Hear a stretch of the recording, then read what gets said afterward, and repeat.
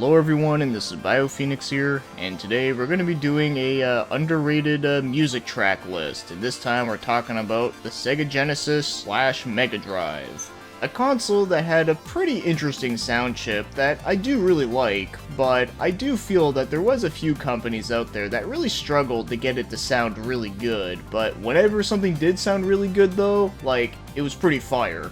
And just like the title suggests, we're going to be talking about games that have music that I feel like not a lot of people talk about very much, and of course that means that I'm not going to be talking about any of like the major Sega properties because, you know, those are obvious stuff. And yes, even though like games like Sword of a Million have a really great soundtrack, and I would consider it to be pretty underrated for Sega standards, but instead, I'm just taking a deeper dive into this one, like I always do. So, with that said, let's begin the list and talk about some of my favorite underrated Sega Genesis OSTs. So the first one I want to mention here happens to be Dangerous Seed, which is an arcade shoot-'em-up that got ported to the Genesis, and it's one that I feel like not many people talk about very much, although apparently it did get a re-release recently on the Switch and PS4, so that's kinda interesting. And I have to say, I think they did a really good job converting the music to the Sega Genesis sound. All of it sounds really intense, as you would expect for like a shoot-'em-up like this.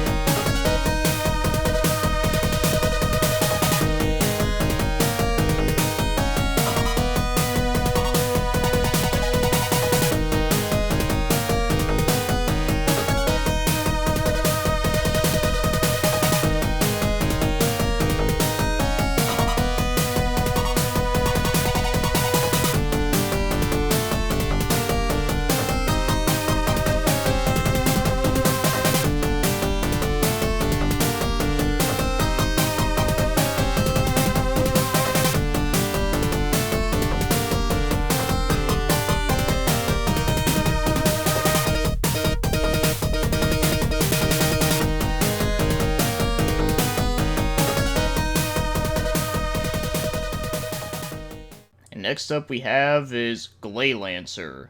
Yet another shoot 'em up that's really good, and this one has a very catchy soundtrack. Like, that first stage theme is quite possibly some of the best. But even some of the stages after that, though, are still really damn good, but the first stage, though, is quite possibly my favorite.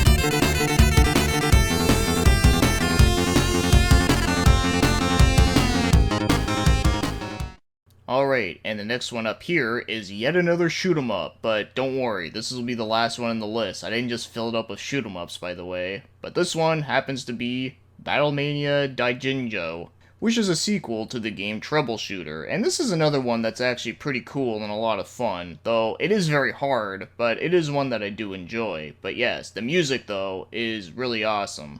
This one's also very catchy and also has a lot of very heavy and metallic sound, which is pretty common for the system, but I think they utilized it really well for this game.